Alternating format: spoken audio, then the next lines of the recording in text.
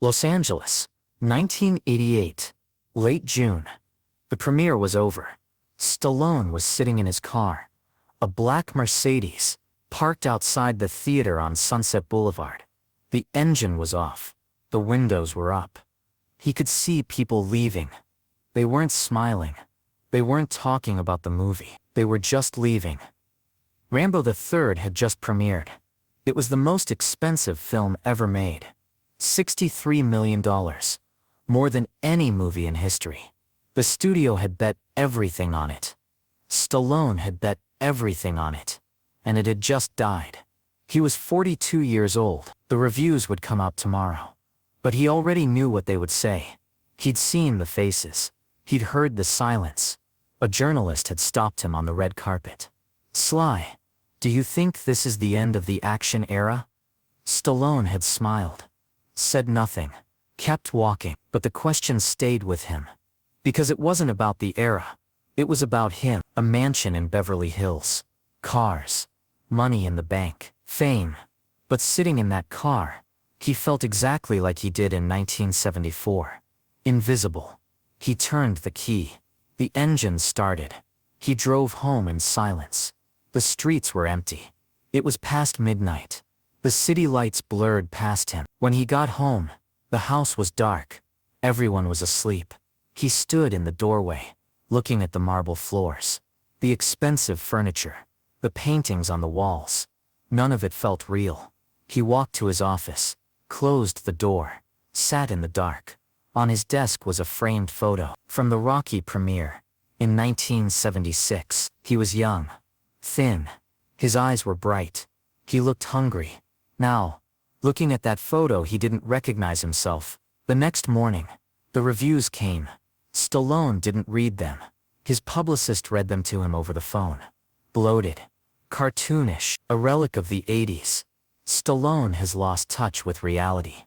One reviewer wrote, "Rambo III is not a movie. It's a tax write-off." Another wrote, "Sylvester Stallone is finished. He just doesn't know it yet." The worst one came from a critic Stallone had once respected. A man who had praised Rocky, who had called it a triumph of the human spirit. Now that same man wrote, "Stallone has become everything Rocky fought against. He's become the system, the machine, the empty spectacle." Stallone hung up. He sat in his kitchen. The house was empty. His wife had taken the kids to school.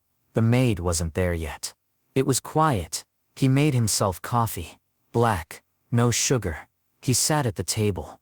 The same table where he used to read scripts, where he used to plan his next move. Now there was nothing to plan. The phone rang. It was his agent. "Sly, we need to talk. Not now. Sly, the studio is panicking. They want to know what's next. They want to know how we're going to fix this." "Fix what?" "Your image, your brand. This is a disaster, Sly. We need damage control."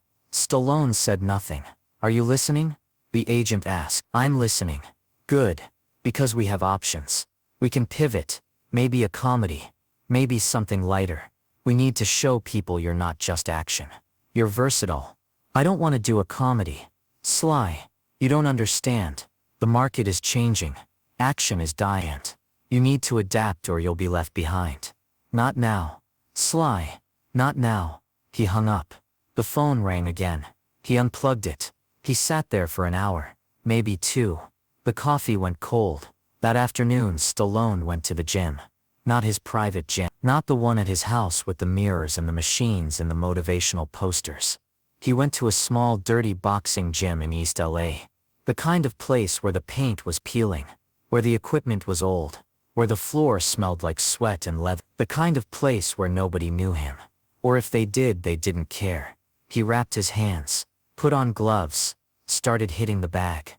1 punch, 2 punches, 10 punches. His knuckles hurt, his shoulders burned. But he kept going. An old trainer was sitting on a bench. Watch. He was maybe 70. His face was weathered. His hands were scarred. He didn't say anything for a long time. Then he spoke. "You're hitting like you're angry." Stallone stopped, breathing hard.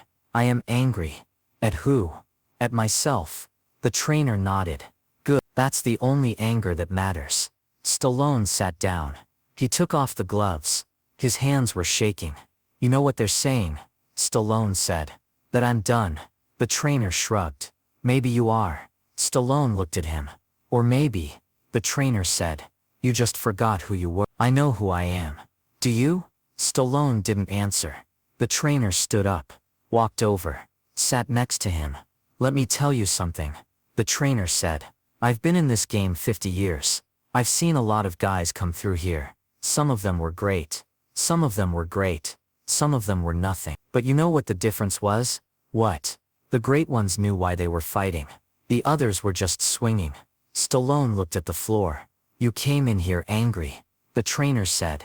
But you don't know what you're angry at. You think you're angry at the critics, at the studio, at the world. But you're not. Then what am I angry at? At the fact that you forgot why you started. The trainer stood up, walked away. Stallone sat there alone. For a long time. That night, Stallone couldn't sleep. He got out of bed, went downstairs, sat in his office. He turned on the TV, flipped through channels. There was a late-night talk show. The host was making jokes about Rambo III. $63 million. You know what you could buy with that? A small country, or one Stallone movie. The audience laughed. I mean serious 63 million. That's more than the GDP of some nations. And for what? 2 hours of sly grunting and shooting things. More laughter. I heard they spent $2 million just on explosions. 2 million. You know what I could do with $2 million? I could retire. I could buy an island. I could. Stallone turned off the TV. He sat in the dark. He thought about Rocky. About that office in 1974. About Fisher and Milstein telling him he'd never be an actor. He thought about the moment he walked out. I'll create my own chance. He'd said, but now, sitting in the dark, he wasn't sure he believed it anymore. Because in 1974 he had nothing to lose. Now he had everything to lose. And that changed everything. The next week, the box office numbers came in. Rambo III opened at #1. But the numbers were so. The word of mouth was bad. By the second week it had dropped 50%. By the third week it was out of the top 5. The studio called a meeting. Stallone didn't go. His agent called. Sly, you have to show up. They're talking about your career. Let them talk. Sly, this is serious. They're saying you're box office poison. They're saying nobody wants to work with you. Good. Good. What do you mean good? I mean good. Let them think that. Let them write me off. I don't care. You don't care. Sly, this is your career. This is your life. No, Stallone said. This is their life. Their game. Their rules. I'm done playing. What does that mean? It means I'm going back to the beginning. What beginning? The beginning where I knew who I was. But he stopped going to parties. Stopped doing interviews. Stopped being seen. People started writing articles. Where is Sylvester Stallone? Some said he was depressed. Some said he was broke. Some said he was planning a comeback. None of them were right. Stallone was writing. Every day in his office. From morning to night. Not a sequel. Not another action movie. Something different. A script about a truck driver. A man who'd lost everything. Who was trying to reconnect with his son. It wasn't a blockbuster. It wasn't Rambo. It wasn't Rocky. It was small, quiet, human. He wrote it in 6 weeks. When he finished he gave it to his agent. His agent read it. Called him 2 days later. Sly, this is different. I know. It's not what people expect from you. I know. Nobody's going to want this. I know. Then why are you writing it? Stallone looked out the window. At the city. At the hills. At the life he'd built. Because I need to remember who I am. His agent sighed. Sly, I've been with you for 10 years. I've seen you at your highest. I've seen you now. And I'm telling you, this is not the move. What is the move? Another Rocky. Another Rambo. Something people know. Something safe. Safe. Safe. Yes. Safe. I didn't become who I am by being safe. No. But you can lose who you are by being reckless. Stallone said nothing. Look, his agent said. I'm not saying don't make this. I'm saying wait. Let the Rambo thing blow over. Let people forget. Then come back with something big. Something that reminds them why they loved you. And if I don't want to wait, then you're on your own. Stallone hung up. He sat in his office, Alone. The script was on his desk. 6 weeks of work. He picked it up, read the first page, then the second. It wasn't perfect, but it was his. He called another agent. Younger, hungrier, someone who didn't care about his past, only his future. I have a script, Stallone said. What's it about? A man trying to find himself. Is it good? I don't know. But it's real. The agent paused. Send it to me. The movie was called Over the Top. It was made. It was released. It didn't work. Critics dismissed it. Audiences didn't show up. Stallone had failed again. But something had changed. He wasn't afraid anymore. Because he'd remembered something. In 1974, when he was broke and invisible, he had made a choice. He had chosen himself over the money, over the easy path. In 1988, sitting in that dark office, he had forgotten that choice. He had started chasing success, chasing numbers, chasing what people wanted from him. And he had lost himself. But now, after the failure, after the humiliation, after the silence, he had found himself again. Not as a star, as a man. The years that followed were hard. Stallone made movies. Some worked. Most did. Lock Up, Tango, and Cash. Oscar. Each one was a gamble. Each one was a risk. The critics were relentless. Stallone is desperate. Stallone is washed up. Stallone is trying too hard. But Stallone kept going. Not because he thought he would win, but because he had learned something. That the only failure that matters is the failure to keep going. In 1990, he made Rocky V. It was supposed to be the end of the franchise. The final chapter. The closing of a story that had defined his life. The studio wanted it. The fans wanted it. Stallone wanted it. But when the movie came out, it was destroyed. Critics hated it. Audiences stayed away. Even Rocky fans felt betrayed. This is not Rocky, they said. This is a mistake. Stallone read the reviews. Every single one. And this time they hurt. Because this wasn't just a movie. This was Rocky. This was the character that had saved his life. The character that had given him everything. And now, people were saying he had ruined it. He sat in his office. The same office where he'd written the first Rocky script. The same desk. The same chair. He put his head in his hand. His wife came in. Sat next to him. They're wrong, she said. Are they? Yes. How do you know? Because I know you. And I know what Rocky means to you. And I know you didn't make this movie to please them. You made it because you had to. Stallone looked at her. You can't control what they think, she said. You can only control what you do. She left. Stallone sat there. For hours. And then slowly, something shifted.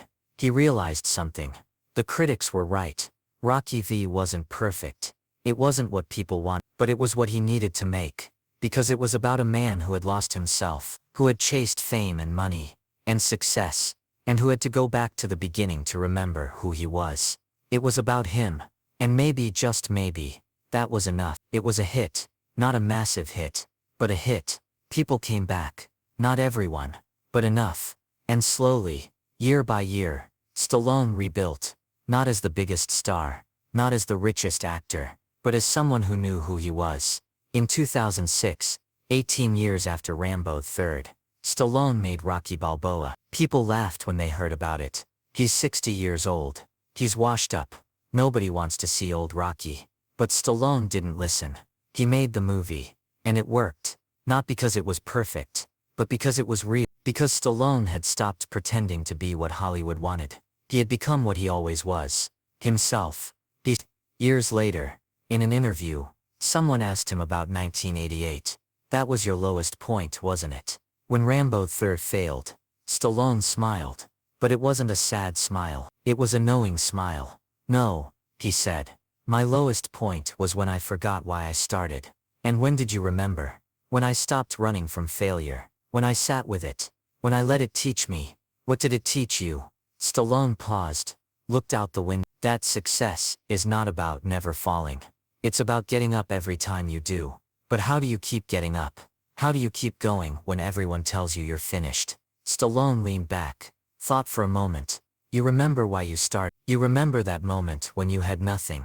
When all you had was yourself. And you realized that nothing has changed. You still have yourself. And that's enough. Is it? Is it really enough? It has to be. Because if it's not, then you're building your life on something that can be taken away. Fame can be taken away. Money can be taken away. Success can be taken away. But who you are, nobody can take that. Unless you let them. It was the beginning of something else. The beginning of a man who learned that the world's opinion doesn't define you. That failure doesn't erase you. That at 42, or 52, or 62, you can still choose yourself. Stallone stood in that gym in East LA, hitting the bag, angry and broken. But he didn't stay broken. Because he remembered something. The same thing he knew in 1974. The only person who can declare you finished is you. And Stallone wasn't finished. He was just getting started. The question is not whether you will fail. You will. The question is not whether people will write you off. They will. The question is, when you fail, when the world declares you finished, when you're sitting alone in the dark wondering if they're right, will you remember who you are? Will you remember why you started? Will you remember that the only voice that matters is your own? Because Stallone did, and that made all the difference.